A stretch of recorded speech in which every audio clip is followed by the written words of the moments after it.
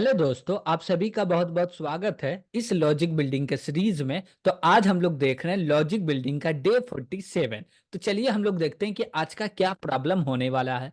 तो आज का जो हमारे पास प्रॉब्लम है वो बोल रहा है write a function to calculate the area of circle. यानी कि हम लोग फंक्शन में अब एंटर कर गए।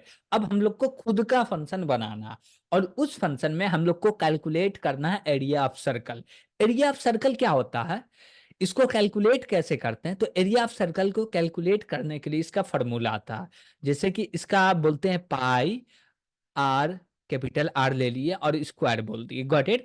पाई का मान हम लोग लेते हैं 3.14, मल्टीप्लाई जो आर है उसको मल्टीप्लाई कर दो 2 बार। यही काम करेंगे, मेरा काम हो जाएगा।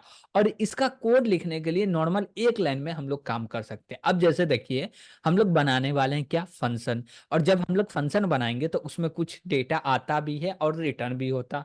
चाहे तो ले सकते, चाहे तो नहीं ले सकते, चाहे तो रिटर्न कर सकते, चाहे तो रिटर्न नहीं कर सकते। वो अपने ऊपर है, हमारा चॉइस है। तो हम लोग चाहते क्या कि जो भी व्यक्ति इस फंक्शन को यूज करना चाहे वो कॉल करते वक्त पास करे डेटा, और पास करे, और जो भी इसका रिजल्ट आएगा हम उसको रिटर्न करेंगे। यानी कि ये ऐसा जनरलाइज फंक्शन हम लोग बना देंगे कि किसी को भी सर्कल कैलकुलेट करना होगा तो इस फंक्शन को कॉल कर लेगा। Got it. तो इसमें हम लोग क्या करने वाले, यही करने वाले, एक वेरिएबल आर ले लेंगे और इतना लिख के इसको रिटर्न करवा देंगे। Got it. तो अब हम लोग चलते हैं आईडी पे और इसका कोड भी कर लेते हैं। तो हम लोग आईडी पे आ चुके हैं। यहाँ पे हम लोग को कोड करना यानी कि एक फंक्शन क्रिएट करना है जिसका काम क्या होगा, वो ये काम करेगा कि सर्कल को कैलकुलेट करके रिटर्न करेगा। ठीक। तो पहले तो हम लोग हेडर फाइल को इंक्लूड कर लेते हैं, stdio.h। और इसके बाद हम लोग बोल रहे हैं क्या कि एक फंक्शन बनाओ। फंक्शन का नाम क्या रख सकते हैं, एरिया। और हम लोग को कुछ रिटर्न करना है। तो अब देखिए यहाँ पे होता क्या कि जब भी हम लोग फंक्शन बनाते हैं तो हम लोग सोचते हैं क्या, हमको रिटर्न करना है, हाँ करना है। किस टाइप का डेटा रिटर्न करना, अभी देखिए हम लोग कैलकुलेट करेंगे रेडियस का सर्कल। और एरिया ऑफ सर्कल जैसी कैलकुलेट कर रहे हैं तो उसका रिजल्ट जो है वो फ्लोट वैल्यू यानी कि रियल वैल्यू आने की संभावना है।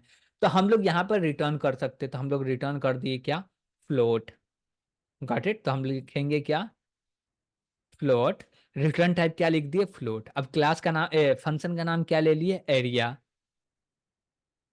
अब इसके अंदर हम लोग क्या करने वाले हैं, हमको एक डेटा आएगा। अब रेडियस जो ले रहे हैं वो इंटी टाइप का ले रहे हैं। ठीक।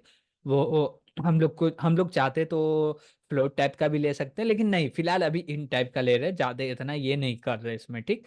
और इसमें करना क्या, बस कुछ भी नहीं करना, रिटर्न। और हम लोग बोलेंगे क्या कि ये जो 3.14 है, क्या 3.14 ये फ्लोट हो जाए और इससे मल्टीप्लाई हो जाए, किस में मल्टीप्लाई हो जाए, आर में। और 2 बार मल्टीप्लाई हो, क्यों, क्योंकि आर स्क्वायर है।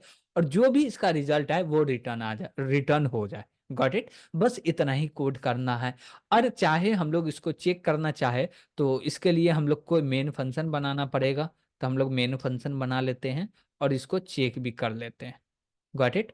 तो हम लोग कॉल करते हैं सीधे एरिया ऑफ सर्कल को, कुछ वैल्यू देंगे।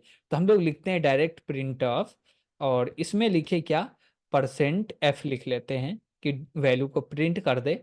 और कॉमा लगा के हम लोग फंक्शन को कॉल करते हैं। और यहाँ पे हम लोग वैल्यू पास कर दिए 5। तो 5 देंगे तो इसका रिजल्ट आने वाला 78 पॉइंट समथिंग। तो देखते हैं आता कि नहीं आता। लास्ट में हम लोग रिटर्न 0 भी कर दिए। चलिए अब इसको बिल्ड एंड रन भी कर लेते हैं। तो बिल्ड एंड रन किए तो यहाँ पे मेरा रिजल्ट आ गया 78.5 समथिंग। Got it. तो आज के लिए इतना ही। Thank you.